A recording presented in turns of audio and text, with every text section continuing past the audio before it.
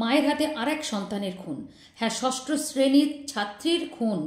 একটা ক্লাস 6-এ পড়ে 12 বছরের মেয়ের আবার একটু মার্ডার।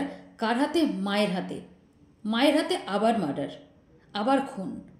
চলছে কি বলুন তো? মানে বুঝতে পারা যাচ্ছে না যে মনোবিদরা কি এর নাম দেবে। আজকের ডেটে দাঁড়িয়ে এত খুনের পেছনে মনোবিদরা এত কথা বলে। তো আমার যে কথাগুলো সেটা আমি আপনাদের সামনে একটু বলতে এসেছি, যে মা হয়ে কেন অপরাধটা সবাই করতো, এখন অপরাধটা মা সন্তানের উপর করে চলেছে দিনের পর দিন। রিলুয়ার ঘটনাটা আমি আপনাদের সামনে বলতে চাইছি। কিছুদিন আগের কোন্নগরের আদর্শনগরের আপনারা ঘটনাটা শুনেছেন নিশ্চয়ই।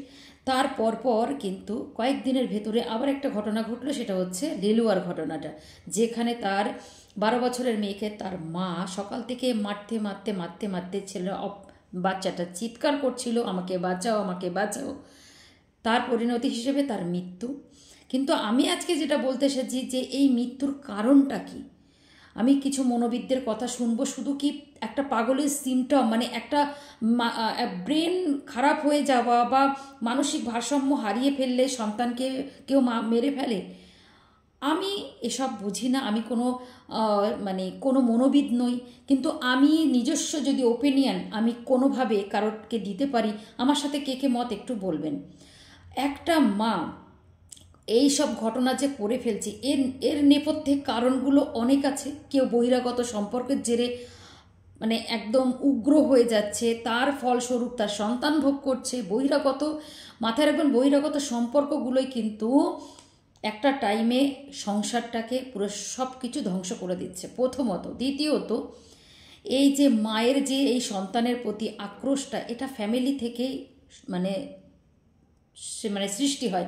আমি বলতে চাইছি যে একটা মহিলা যখন সে শারীরিকভাবে বা মানসিকভাবে যখন বিকলাঙ্গ হয়ে পড়ে, আমি এরকম করে বললাম, ধরুন তার স্বামীর থেকে সে বিতাড়িত, সংসারের থেকে বিতাড়িত, কোনোভাবে বাবা মা ভাই বোন পারিপার্শ্বিক সমস্ত কিছু থেকে বিতাড়িত, তখন হয়ে যাচ্ছে সে অ্যাকচুয়ালি সাইকো, এখন পাগল, অ্যাকচুয়ালি হয়ে যায় একাকিত্ব, মানুষকে শেষ করে ফেলছে। তখন সেই ফলস্বরূপ হিসেবে তার সন্তানের উপরে সেই ক্ষোভটা প্রকাশ পাচ্ছে। প্রথম পয়েন্ট। সেকেন্ড হচ্ছে বহিরাগত সম্পর্কর জেরে ও সন্তান বলি হচ্ছে। যেরকম কিছুদিন আগে কোন্নগরের ঘটনাটা আমরা দেখলাম। কিছু বহিরাগত সম্পর্ক, আজ নেই শান্তা পারভিনকে বিয়ে করেছে, মেয়ে সমকামী ব্যাপার। কিন্তু এরকম অনেক ঘটনা আমরা চোখের সামনে দেখছি, যেগুলো পরকীয়ার জেরে কিন্তু সন্তান বলি হচ্ছে। কিন্তু সবথেকে বড় ব্যাপার হচ্ছে দুটো কারণে কিন্তু এটা ঘটতে পারে। এক হচ্ছে পরকীয়ার কারণে, কোনো তৃতীয় পার্সন কেউ অ্যালাউ করছে না, ইভেন সন্তান তার মাঝখানে এসে পড়ছে যে কোনো কারণেই, সে দেখে ফেলুক আর সে বিরক্ত বোধ করুক সে আপনার এই সম্পর্কে, প্রথমত।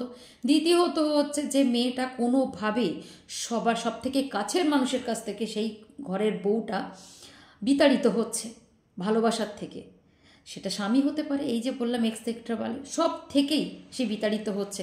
তাই কিন্তু আজকে সেই সমস্ত কিছুর যে একটা ক্ষোভ, সবার কাছ থেকে ভালোবাসা না পাওয়া, পুরোটাই কিন্তু সন্তানের ওপরে পড়ছে। এটা আমি মনে করছি। আপনি কি মনে করছেন একটু আমাকে প্লিজ জানাবেন। ভালো লাগলে শেয়ার করবেন এবং পাশে থাকার জন্য সাবস্ক্রাইব করবেন। Thank you.